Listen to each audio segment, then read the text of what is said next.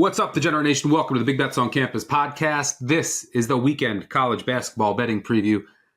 I'm Stuckey, and joining me today are my fellow BBOC co-host, Greg Waddell, and the one and only Kai McKeon, filling in for Jim Root, who is traveling this weekend. Always happy to talk ball with Kai.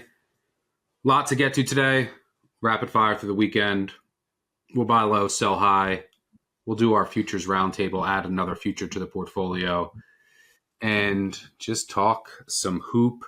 It's been a pretty, I would say, entertaining week. I feel like so many of the marquee games this college basketball season have not disappointed. Like, there has been so many absolute thrillers, and it's been one hell of a season. I will say, before we get to kind of our takeaways from the week that was, a decent week for some bubble teams. I think more often than not, what you'll see, you don't fall into the trap where, like, okay, this team's on the bubble, they need to win, I'm going to bet them. You could do that at times, but sometimes you're paying a premium for that. And just keep in mind, there's a reason that team's on the bubble. But there was some big wins this week for teams on the bubble. Virginia Tech picking up a big win at Clemson. I thought Clemson, they've been a pretty consistent team all year. I thought that they just were in a horrible spot, right? Coming back from the West Coast trip, ACC teams have been dreadful having to play after going to Cal Stanford. They have Duke on deck. So I thought Clemson was a little lackadaisical, but Virginia Tech definitely deserves credit for that win. And it's a team that's been so close in so many games. And, you know, we'll see if that Boopy Miller 3-quarter length shot ends up keeping them out of the tournament. But pretty much a season-saving win for Virginia Tech. And then TCU picks up a huge win over Iowa State. Iowa State also in a tricky spot. You know, I mean, you look at their schedule coming up, it is absolutely vicious. 2 home games this weekend against top 10 teams, Kansas and Houston, Saturday, Monday. But TCU picked up a big win. If you're the committee, Kyle, I'll ask you, what do you do with TCU? It's a team that plays up. They're just like pesky. They play hard, and you know they have some. David Evans has played better of late. David Punch can do some things on the low block. I thought Tanner Toulson was huge in that game, but it's a very hard team to figure out because, I mean, this is a team that should have won at Kansas, could have beat Michigan. They now have wins over Iowa State, Wisconsin, Florida, but then they lost to New Orleans. Get it was the first game of the year, but it was at home. They lost to Notre Dame, Utah, Colorado. So they have some bad losses on their resume. What the hell do you do with TCU? Yeah, their team sheet's funny. It's 4 Q1 wins and it's Q3 loss, Q4 loss. The New Orleans loss is an absolute killer. Unfortunately, it sticks with them. There's no erasing it. It's going to be there forever for the committee to see. Yeah, it's unfortunate. They should have beaten Notre Dame. They should have beaten Kansas. And if you win both those games, you're talking about a team that's definitely on the right side of the bubble. As of now, it's very bubbly. I think WAB has them like right outside.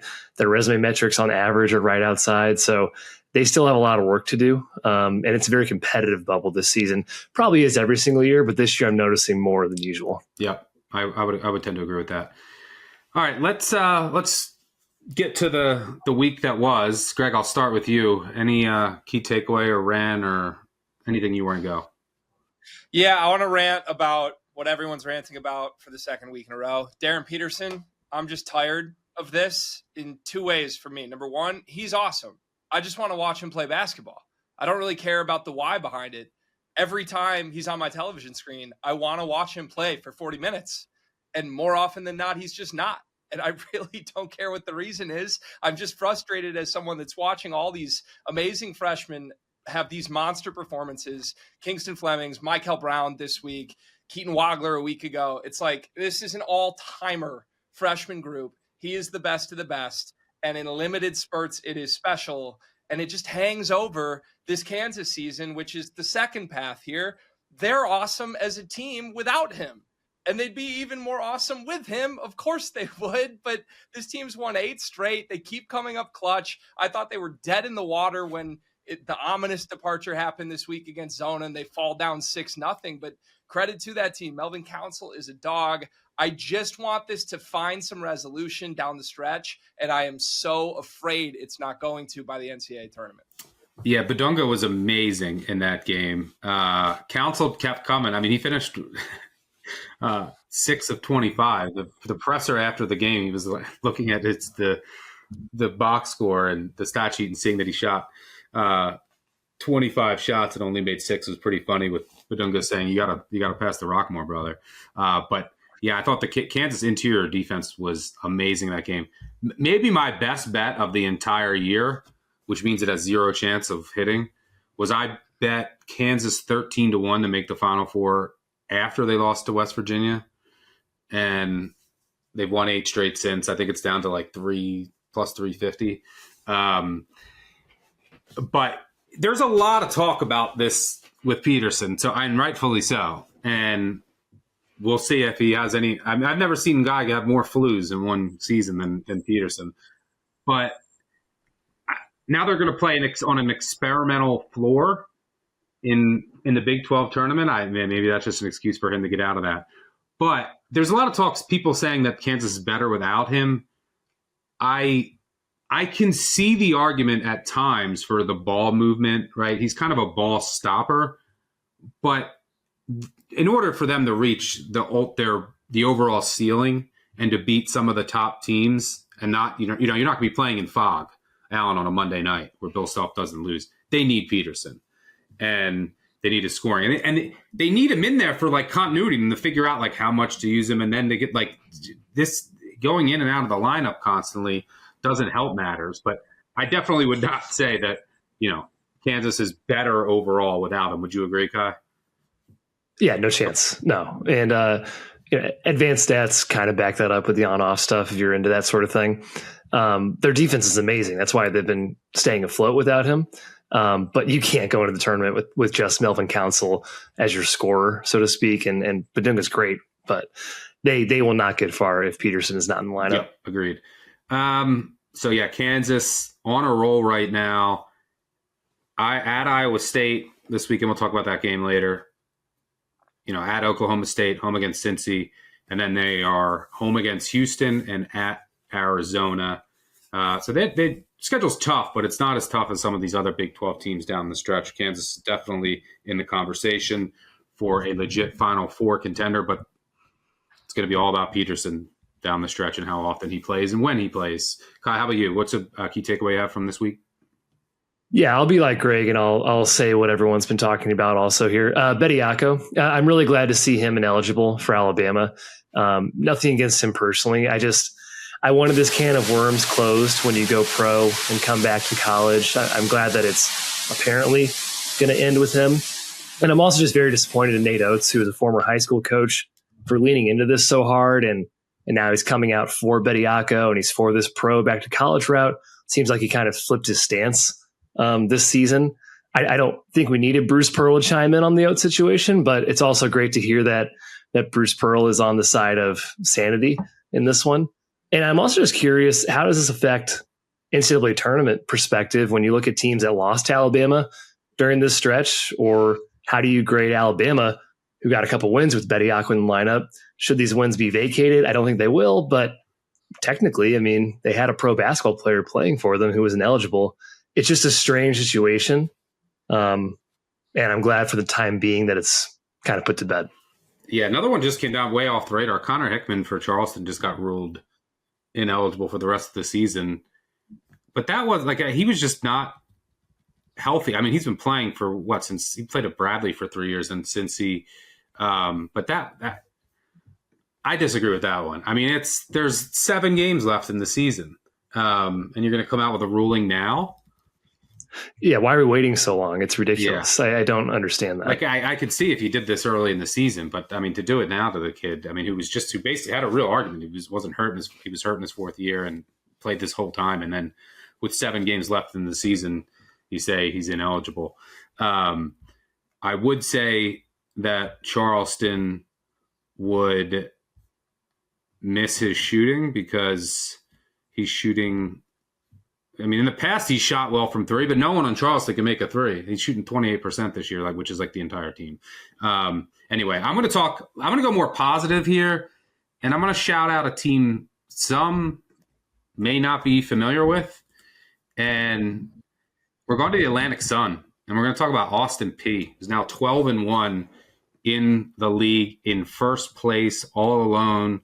Corey Gibson's doing an amazing job there. But this is more about Colin Parker, the NAIA superstar that they got. I mean, this kid, he went against Queens. He went for 39 last night. He's gone 39, 27, 30, 30, 20. I mean, he is putting up numbers. I'm also a huge fan of their freshman point guard, Zaire Collins.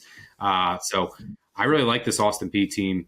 Very exciting. But just to see Parker, and I love when these teams, and this is what you have to do as a mid-major, as the kind of the separation in talent is growing between the top dogs and then the mid-majors and the low majors, because anyone who's good is gone right away.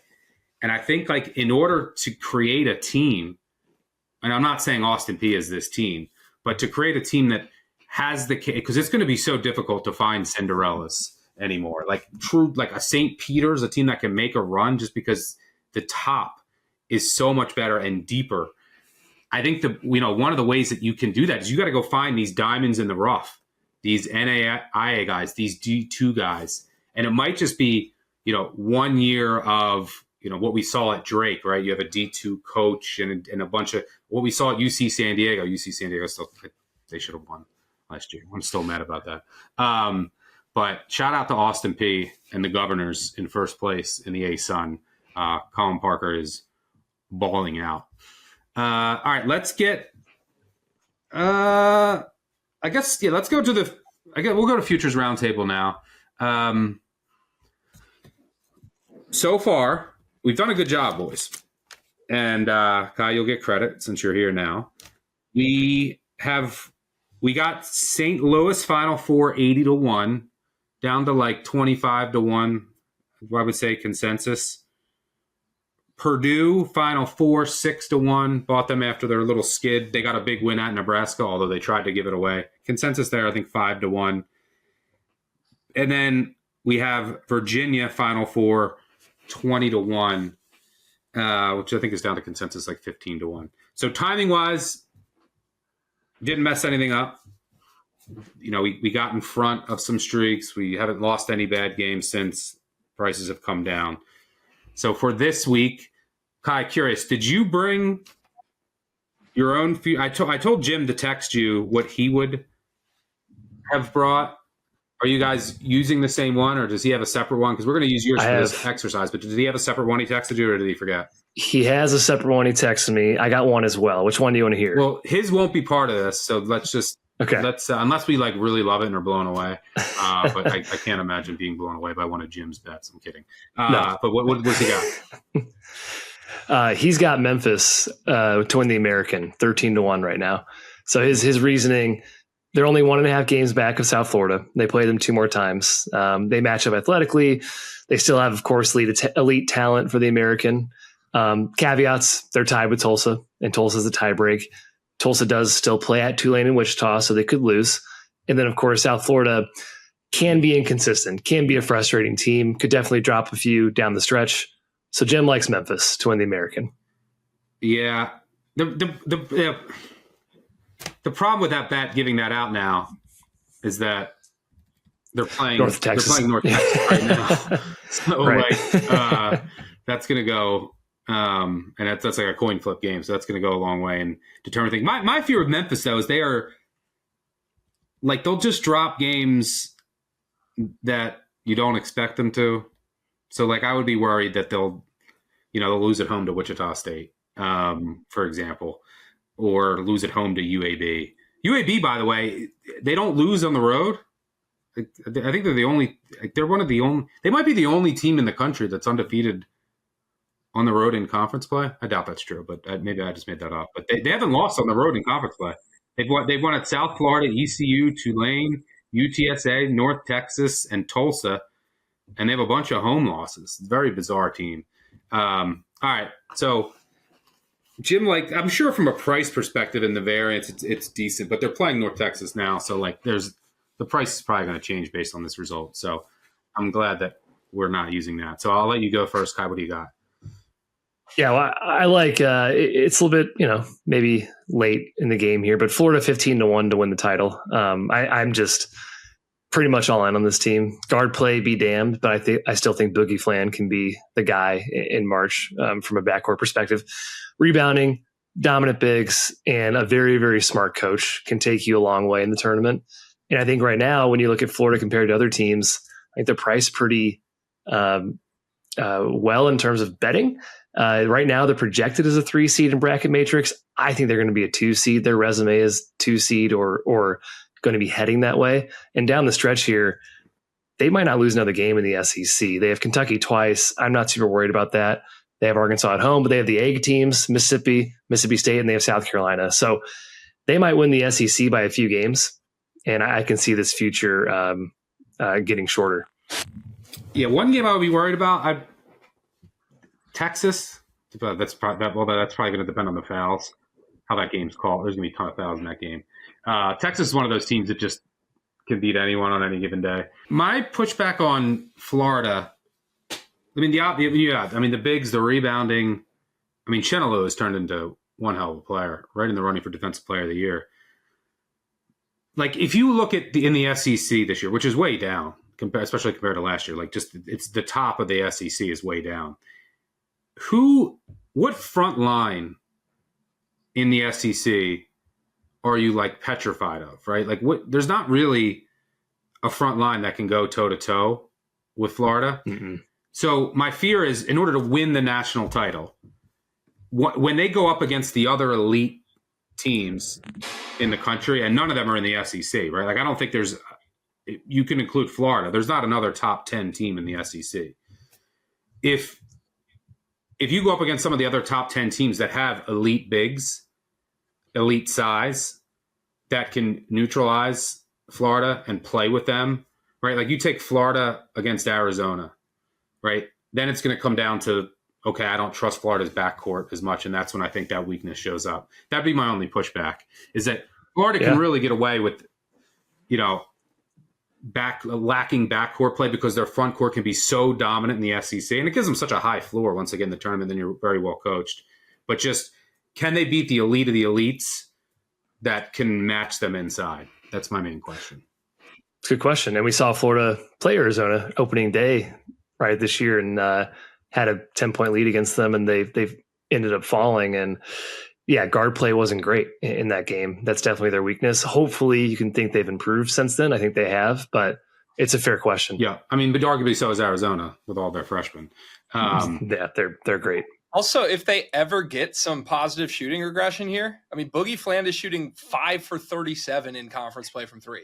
It's absurd. He was like 20% in the non-con. Somehow it's worse in SEC play. I just keep waiting for that 1 month where they make shots and everything looks great. Yeah, they're shooting 29%. They're 349th in the country in 3-point percentage. And Boogie can make shots. Like, he was a high volume, prolific 3-point shooter last year. Yeah. And Lee, granted it was in the Ivy League. He shot 36% from 3 before. If their guards are, if Lee and Flan can just get hot in the tournament for a couple games in a row, then look out. But obviously that's the main concern because the front line is as good as it gets. Greg, what do you got?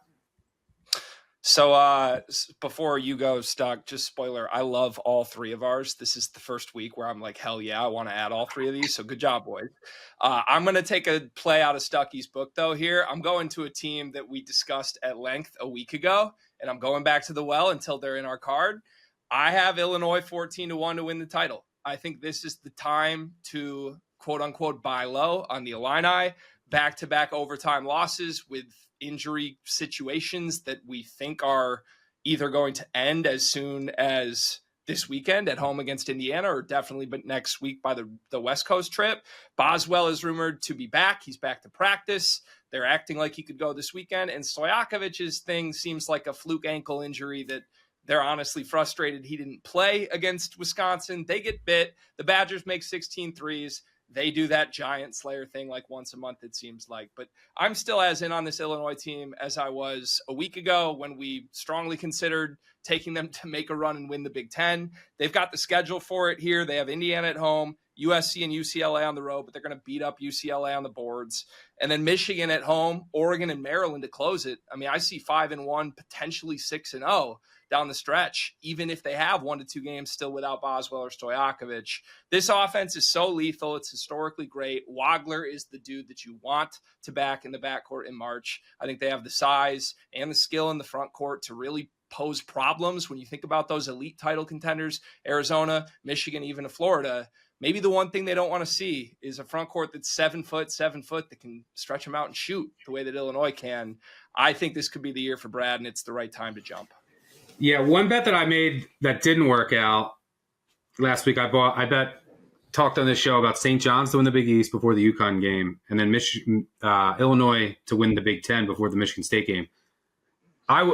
And then they lose 2 overtime games in a row. I don't even blame them that much for Wisconsin. I mean, they had a 6-man rotation after 3 days after that Michigan State overtime game on the road. But that was tough. They can still do it, but they're going to need help now. They need Michigan. They need to win out pretty much, if anyone followed along. And then Michigan needs to – I mean, they could win out. And then Michigan needs to lose at Purdue or at Iowa. And then Illinois obviously has to, en route to winning out, they beat Michigan at home. Still alive, but man, if they got even one of those 2 overtime games, I would agree. We talked about this last week. Illinois, I think, has a higher ceiling this year because they have changed they're more well-versed defensively. It's not just pure drop, right? And I mean, you can go look at you just go to their KenPom profile and look every single year. It's like the same exact profile. And then this year it's a bit different. So they're a little bit more varied on that end of the floor and a little bit more versatile, which I think is important in a tournament setting. So yeah, I don't mind buying in on Illinois now after two back-to-back losses. I'm going to go with a team we talked about last week on our live show. This team cost us our parlay, Greg, sadly. I'm going to go with Tennessee to make the Final Four, which maybe we should just cross that off right away because that's never happened.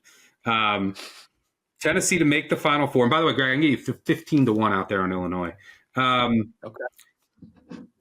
Tennessee to make the Final Four, 18-1. So they've only lost 2 games over the past month, and they were both to Kentucky by a bucket each after they were led.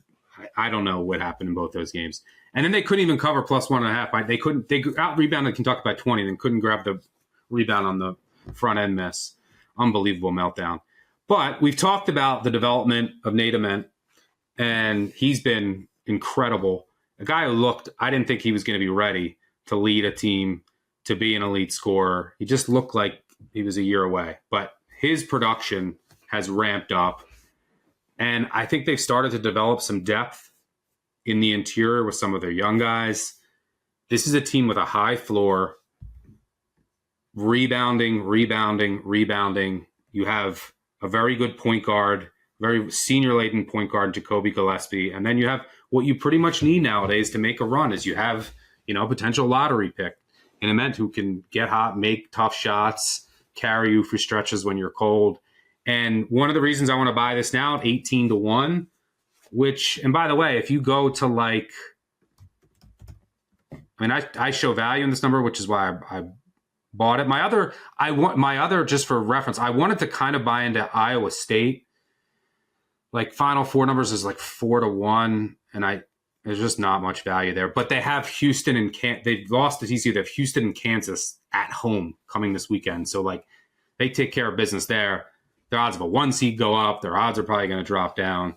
But if we look at just Torvik has Tennessee with right around a 10% chance of making it to the Final Four. And I'm not far off from that. So an 18-1, I think, is not only a decent price. Here's their schedule coming up. LSU at home, Oklahoma at home. They have games. They're at Vandy, and then they host Vandy also. They probably split, but I mean, that's a game where their size could do some damage against Vandy. And then they're at Missouri, home against Alabama, and at South Carolina. That's the rest of their schedule. I mean, they easily go 6-1 there. So I think this is the right time to buy, especially, ahead of two games where they're going to be double-digit favorites. So, yeah, give me Tennessee and their very high floor with their rebounding and the emergence of Nate Ament. So we have Tennessee, but actually number one is going to be Florida to win the national title. Number two is Illinois. 15-1, 15-1. And then Tennessee is number three at 18-1 Final Four. So hold up on 3, 2, 1. You're going to hold up 1 for Florida, 2 for Illinois, 3 for Tennessee. 3, 2, 1. Greg with a victory. All we needed was a roster change for me to get one stuck. This is huge. Greg has never won this. He's on the board. So I like the vibes with this. Greg's first bet. Illinois, add it to the portfolio. All right, before we get to the weekend, let's get a little buy low, sell high. Kai, I'll go to you. Who are you looking to buy low or sell high on? Yeah, you might think I'm a little crazy here. I'm buying low on UCLA, fellas. I know. I saw the face, Greg. I saw the face. The Sky Clark return's imminent, and this is a team that I thought had mega potential in the preseason, perhaps stupidly, but I thought this is a top 15 capable team in the preseason with Donovan Dent, with Tyler Bilodeau. They have a brutal stretch coming up. So maybe the floor, maybe they're not even towards the floor yet with at Michigan State, Illinois at home coming up. I'm sure Mick Cronin's going to complain about that one. Somehow the scheduler screwed him again. So maybe you can wait a week, but I think this team still has a lot of potential. And heck, if they don't do very well in those next 3 games, be a very dangerous double-digit seed in March. Yeah, Clark back will help. I think Dent is starting to get it.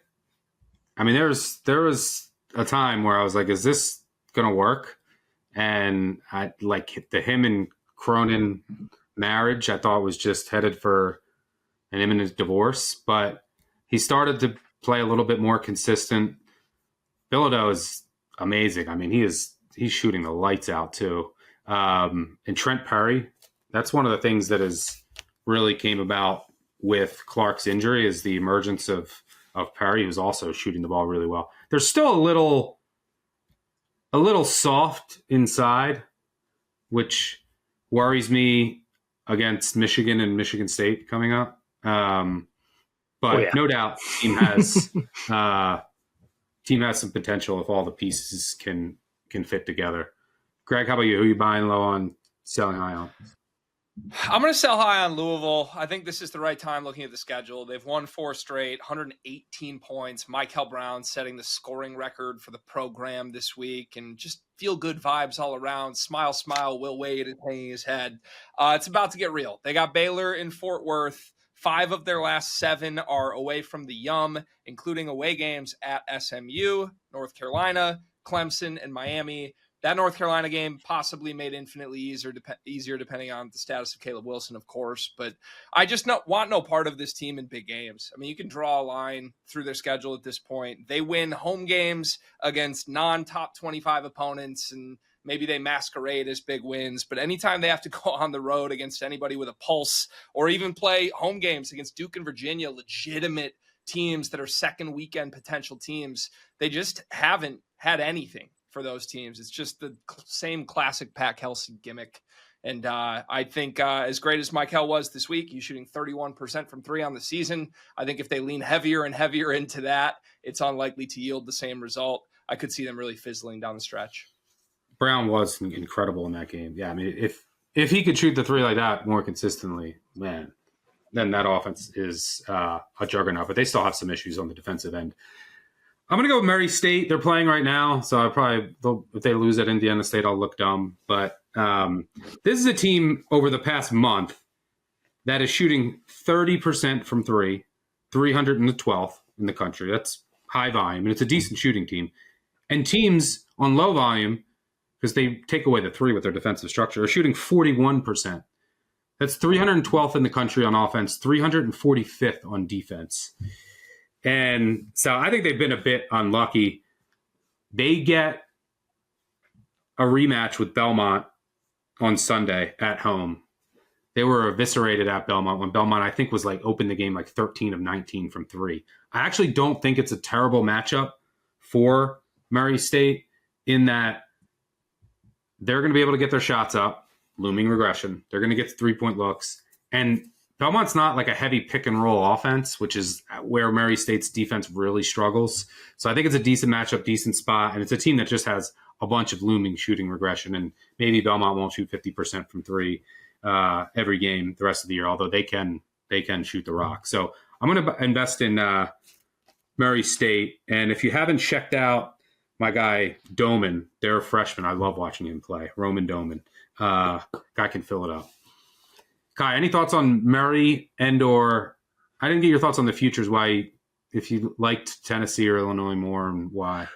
Yeah, I liked Tennessee. Their offense. I've seen them with Gillespie in foul trouble, and I want no part of it. So I just think they have one player away from being first round exit, which Rick Barnes is familiar with. Illinois, I just think is a juggernaut. Greg mentioned historical. I didn't realize number 1 O rating in KenPom history right now. That's insane. As far as Murray, Doman is a stud. I love that guy. Yeah. It's frankly shocking they've dropped several games lately. They started 8-0 in the Valley, but they are the most talented team in that league. And if they just figure out how to play defense, shooting regression would certainly help. I think they can win the Arch Madness tournament and make a run. All right, let's get to the upcoming weekend. Some good games on the docket. Before we get to Saturday, man, there was 2 really good spots that I had circled for weeks that might have gotten ruined that I'll mention. GW against George Mason. GW they lose by 1 or 2 for years to George Mason. This George Mason team is fraudulent. I wanted GW in the rematch, but now I don't know Castro's status. He's obviously super important. George Mason just got embarrassed. So the spot, the injuries, and GW I think on the opening line is -2.5. If Castro's back, I'd play it, but they keep saying day to day. I think he might be out long term. And then I wanted Wisconsin so bad against Michigan State. They can keep them out of transition, keep them off the offensive glass, got Rat back. But now they win at Illinois. Rating goes up. Over the past 7 days, Michigan State's been resting. Wisconsin has played 2 overtime games. You had Blackwell and Boyd played 45 and 44 minutes. And Wisconsin's not going to score inside against Michigan State. They're going to need to hit jumpers. And if their legs are not there, then that's going to open up some transition opportunities for Michigan State. And Wisconsin's good in transition defense, but they're not like Minnesota where they never, ever allow transition opportunities. So I fear that everything that's happened over the past couple of weeks has ruined 2 games that I almost assuredly would have bet. Greg, I know you're very in tune with the Big Ten. Do you have any early thoughts on Sparty, Wisconsin? I'm just right there with you. I had it circled. I wanted Wisconsin, and then they just sneak that overtime win against Illinois that none of us expected, and now I want no part of it. I mean, it's also essentially an elimination game for Michigan State, trying to hang in that 2 games back of Michigan pack, knowing they have Michigan at the end of the year.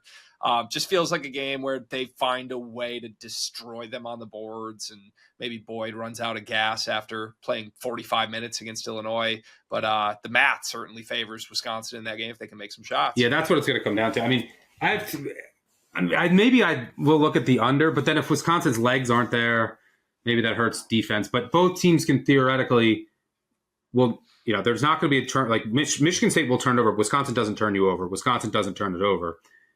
So there's not going to be a lot of like live ball turnovers. Both teams are good on the defensive glass. There's not going to be a lot of second chance opportunities. So I could see this being played more of a half court grinder, maybe an under. But that could get scary as well. Do you have any thoughts there, Kai, on either one of those games? Not really. I lean towards Sparty, actually. I think they're the better team. Wisconsin obviously can throw a haymaker, but I think Michigan State's going to overcome Wisconsin's good stats in the defensive glass. I think Michigan State still has the edge there. And Fears, arguably the best point guard in the country right now. He's been insane. If he's allowed to trip, that is. Brad Davidson on the sidelines for that one. That could be like a big in front of your idol moment. Yeah, definitely. So extra motivation for Michigan State. All right, before we move on, here's your weekly reminder to sign up for Action Pro. Action Pro users get real-time, immediate notifications when any of our action experts track a pick. Whether that's Chris Raybon, Sean Kerner, myself, or any of our experts, you'll want to get that notification before lines start to move. Right now, you can get $20 off a year of Action Pro with promo code POD20.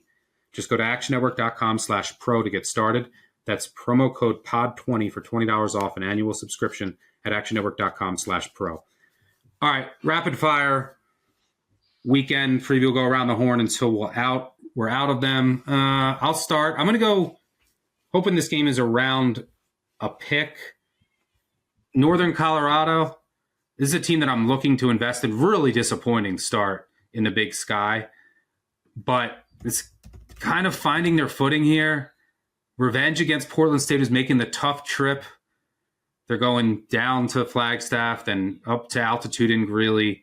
They can keep Portland State off the offensive glass, which is really their best offensive recourse. And I'm just going to trust Northern Colorado and my boy Quinn Denker at home. Portland State, I mean, you go back to what this team has done on the road. They beat Weber State in overtime. We're dead in that game. Idaho State in overtime. We're dead in that game. They beat Eastern Washington by 4. Idaho by 3. They just beat Sacramento State by 1. And you go back, they lost to Colorado, Tulane. This team has pulled so many rabbits out of their ass. I mean, they easily could have 4 or 5 losses in league play. No one can make a 3 against them either. Northern Colorado at home in Greeley. Give me Denker and company. Kai, what do you got? All right, no offense to Jim's American future play, but this doesn't count against it. I'm taking Utah State against Memphis. Ken Palm's got it 14, but what a weird scheduling quirk in February. Memphis playing in North Texas on Thursday. It's a tight turnaround game to Saturday going to Elevation, Utah State, who is legit, who has a much better coach. Their zone is going to confound Memphis. I think there's going to be a ton of turnovers, and Utah State's also going to win the glass battle. So I think it's going to be a bit of a blowout for the Aggies. Not afraid of Penny as a dog? Penny as a big dog? Not this year. Yeah, not the same juice this year. Greg, what do you got? Confused Doug McDaniel cancels out Penny as a dog, I think. There you go. Yeah. I'm going to go with Nebraska here. I've been waiting to pounce on this Huskers team that has just been through a gauntlet, right? I mean, they almost come back and get Purdue. Obviously, there could be like an early first 10 minutes lingering after effect of that. But, man, this team's really good. I think they're legit. I think losing single-digit ball games to Michigan, Illinois, Purdue is not necessarily an indictment on them. Now they get a Northwestern team that is on the very last leg of their own schedule gauntlet. They've gone at Illinois, at Iowa.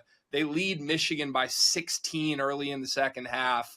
They just have to be out of gas. And I think this scheme, Nebraska defensively, they force you to shoot half your shots from 3.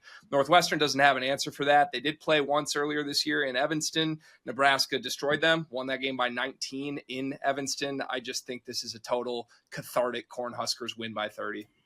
Yeah, I mean, Northwestern doesn't turn the ball over, which is a good thing against Nebraska. forces a ton of turnovers, 2 to the ball. They're going to pressure you. But you need to hit threes against this Nebraska defense. And Northwestern just can't. I'm going to go Clemson against Duke. I'm thinking, can we get like 12 here? Get like 12. It'll probably be like 10.5. But I think we're going to get double digits. I don't think that people or the market realizes how important Ngungba is. I mean, when he's on the floor, he's arguably been Duke's overall second most important player behind Boozer this year. And they just become so much harder to score on. He obviously provides just another long wingspan at the rim. And this is a Clemson team that obviously wants to go inside. So I like I just talked about, Clemson, very consistent. They're very deep. Like, they have a ton of depth. Can throw bodies at you. They can throw bodies at Boozer. And I think they can turn Duke over some. They do a really good job on the defensive glass, which you need to do against Duke because Duke will kill you there. And I really did think they got scheduled against Vatech. Coming back from the West Coast, looking ahead to this Duke game. I don't know if Ngungba was going to play, but it sounded like he's not going to play from some of the quotes. Like, just, we want to make sure he's ready. He wasn't close to being ready last game at Pitt. I mean, this is a couple days later. So, this will be a low-scoring game. Clemson grinds these games down. So I think they can keep this within single digits. Kai? I like it. I'm going Iron Bowl round 2. Arkansas hosting Auburn. KenPom's got it 7. It's a bounce back game for them. They lost by 18 in the jungle in round 1. Just wasn't a good game for them. Keyshawn Hall. Did you just call Auburn Arkansas Iron Bowl? Oh, shoot. You're going to get a lot of shit for that. Erase it. Keep that in there, producer. Hey, man, it's been a long week. Arkansas, Auburn, whatever they call this game, the Battle of the A's. Does this have a name? Anyways, I think they. I don't think so. My college football co-host would know. But I'd apologize, but I don't know. But go ahead. It's okay. I won't. Anyways, I think they avenged their loss. Keyshawn Hall is a huge problem for them. But I think Auburn cools off from last game against them. And of course, Arkansas is just much better at home. 9-4 against the spread this year, 12-1 straight up. They win games at home. I think they exact their revenge and win by doubles. Arkansas is quietly playing now. It was Mississippi State and LSU on the road, but 2 road games where they went and just gave the other team no chance in dominant fashion. Those are impressive wins. Like, I get that Mississippi State and LSU are way down, but when you can go and you're up like 20 the entire game, you have to be impressed. Let me see. What else do I got here? Obvious spot on the calendar. I don't know if I'm going to get there. Iowa at home after the loss at Maryland, Purdue coming off the overtime win against Nebraska. They're going to throw a ton of bodies at Sturts. Can someone else on Iowa make a shot? That's what this is going to come down to. I mean, over the last 2 games, Sturts is 8 of 16 from 3. The rest of the team is 4 of 30. So at home, I don't know. I think that they can expose Purdue's D in some ways. It is a great spot. They are soft inside, though, which does scare me against Purdue. But that is one of the 2 obvious spots on the board. The other one is Iowa State coming off the TCU loss, Kansas riding high. Greg, I think you're interested in the Cyclones at home. Give me that one. It's the spot. It's just a 100% all systems go green light spot. This is the, first of all, revenge swing from when Kansas destroyed them at Allen Fieldhouse earlier they're up like 44-18, I think, in that game. Could not miss. They shot 50% from 3 in that game. It felt like 70% from 3 in the first half. I think Iowa State is the better team. Iowa State, of course, coming off a very disheartening effort against TCU. Kansas coming off the front page headline, biggest win of the year without Darren Peterson against Arizona. It's just a respect for TJ Otzelberger, Ames, Taman Lipsey play. One note, Kansas hasn't won in Ames in 3 attempts. The average margin of victory for Iowa State in those games is 12, 2 blowouts. I just think it's a must-play spot. I would tend to agree. I'll be on Iowa State in some form or fashion. Can we get 5? Maybe, hopefully. Kai, what else you got? Yeah, I got another one here. NC State hosting Miami. Another spot on the board, right? They're off the mega loss to Louisville. Miami's off that surprising to me win against UNC. Great positional size battle. Lots of big bodies out there. Going to be fun to watch. Will Wade over Jai Lucas all day. Miami can't shoot, and NC State really forces teams to beat them over the top. So I like NC State here. Ken Palm's got a 5. I'm sure they'll take money. Probably take it up to 7. Yeah, I mean, you have to shoot to beat NC State because they got to pack it in. Their perimeter defense is very suspect. Miami can't shoot. That's going to be problematic. Greg, other marquee games that you might be interested in. Here's an interesting one. Houston, Kansas State. I don't know what to make of this one. Like, Kansas State has been absolutely dreadful, and they got called out by Tang. He might be gone. Like, he said, this is embarrassing. Houston now hosts Kansas State. They're going to be laying like 20-something. I don't know, to 20. But Houston then has Iowa State, Arizona, and Kansas on deck. Like, are they fully focused for this game? Does Kansas State care? Do they even show up? Or do they have? Is it like a prideful effort and they lose by 12? I don't know. What do you make of that game? Yeah, it's honestly, I saw the Jerome Tang press conference and I was just like, okay, Houston, let's go. If Tang's fired by this game, I'll be out on this. I think that team has obviously quit on the season. I think that was obvious 2 weeks ago, and maybe Jerome Tang just discovered it. But to me, a team that I don't expect to respond to that whatsoever, that plays a very unserious brand of basketball, is running into a total buzzsaw here. I think that Houston, there's been some spots in the Big 12 this year that I think feel like look-ahead spots. I would even point to Arizona when they had Oklahoma State last weekend at home, right before Kansas on Monday. And it's like, okay, look-ahead spot. And then they were just up like 30 by halftime. That's sort of what I expect here from a Kelvin Sampson team that is relentless, looks like they're getting better and better, and I just think will not make mistakes to let Kansas State hang in that game. That's honestly, you're right, Stuck. It's kind of a like, no, don't do that spot. But for me, I can't do it quickly enough. Kai, Marquette, Xavier, two teams. The Big East is very, very down this year. But Marquette is playing much better of late. And I mean, Nigel James has been a positive revelation, but they've had, you had guys like Adrian Stevens is playing a bigger role, and he's playing well lately. Like, there's a nice youth movement on Marquette. And then the same thing with Xavier. This is a team that's playing better of late as well. They took St. John's to overtime. I know they were eviscerated at Connecticut, but this is a team that has shown a little bit more life. So that's a pretty interesting game for two teams that won't be in the tournament. Who do you like there? I like Marquette. I was on them a lot earlier in the year, and that did not work out, obviously. But they are playing a lot better. They could have beaten Seton Hall and Villanova, both on the road, had them down. They've covered 4 in a row.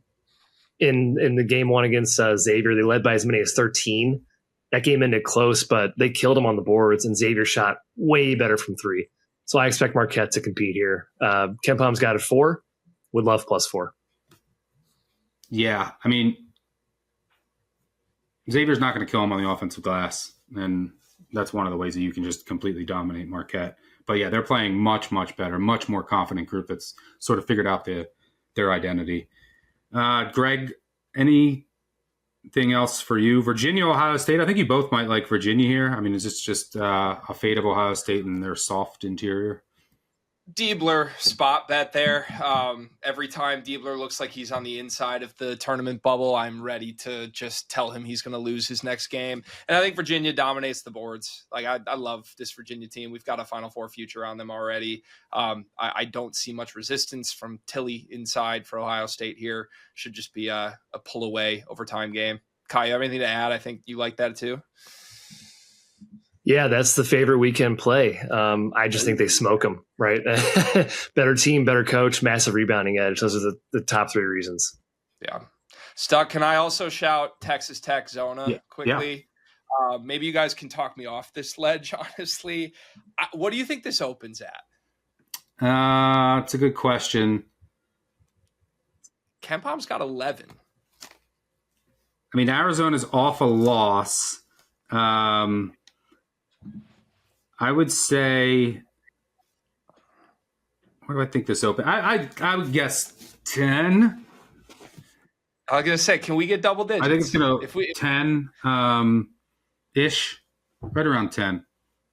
If we get 10, this is a simple, I respect Grant McCaslin play for me. Arizona played Texas Tech 3 times last season. The 2 losses for Texas Tech were close games, toss-up type games, and then they beat them by 16, I believe, at home. Look, Arizona is awesome. They are going to respond almost certainly from the Kansas game.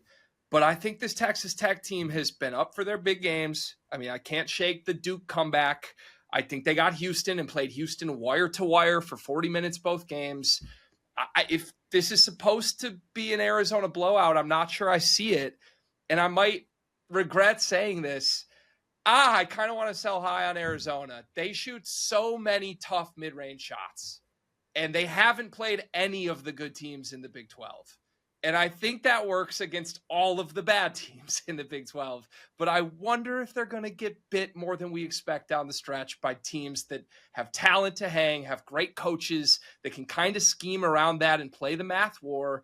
McCaslin will do that. His teams are going to shoot a bunch of threes. I just think if they fall, that's a really good number. Yeah, I actually might even prefer the money line maybe over the spread, just because like Texas Tech is going to bomb threes here, and Arizona has the size to kind of just throw at top, and so they're just going to shoot a ton of threes. And if they're like red hot, they can win this game. In math, Arizona is not going to take a ton of threes, but if they're off, I mean, Arizona's going to get every rebound and kill them inside. So I feel like this game is either Texas Tech makes it 17 threes and wins, or they lose by 20. Do you have any thoughts there, Kai? Slight lean to Texas Tech. I really worry about Arizona's size kind of bottling up Toppin. But to Greg's point, I mean, Texas Tech has basically beaten Houston twice, and Houston theoretically could do the same thing against Toppin. They haven't been able to do it. And Christian Anderson's a dog. So is Jason Petty, for that matter. That guy is awesome, too. Doubles, I would definitely lean towards a Grant McCaslin team catching doubles. Yeah.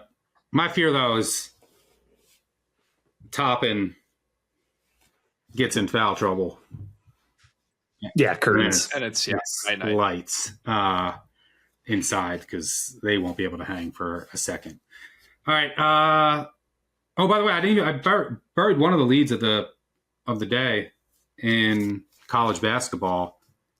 Big story out of Carolina and Caleb Wilson, hand injury. Don't know when or if he's going to be back. That pretty much makes UNC irrelevant if he's not. Would you agree? Absolutely. Yeah. Completely irrelevant. My hot take of the day is Georgia's going to miss the tournament, by the way. All right. Before we get out of here, favorite play of the weekend, obviously line dependent, but just as of right now, Kai, you mentioned yours, Virginia? Correct. Virginia. Greg? I'm going Huskers over Northwestern. And I'm going to go Northern Colorado in Greeley. Give me the Bears.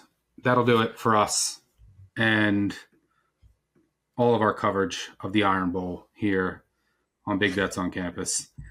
We will be back with a live show on Saturday, 10:30 a.m. Eastern. 3 episodes next week. Make sure you check out the guys in midweek. 3-Man Week will have us covered early week. Out of the future. Talk the weekend, week that was. Hope you enjoyed it. Thanks to Greg for joining me. Thanks to Kai for filling in for Jim. Hope Jim has safe travels. We'll probably see him next week. Thanks to our producers on the back end. Most importantly, thanks to all of you for tuning in. Make sure you subscribe, unsubscribe, tell a friend, tell an enemy, you know the drill. Leave a 5-star review if you get an extra second. We've won you any money. Really helps us out. Thanks for tuning in. We'll see you Saturday and then again next week. March will be here before we know it. Cheers.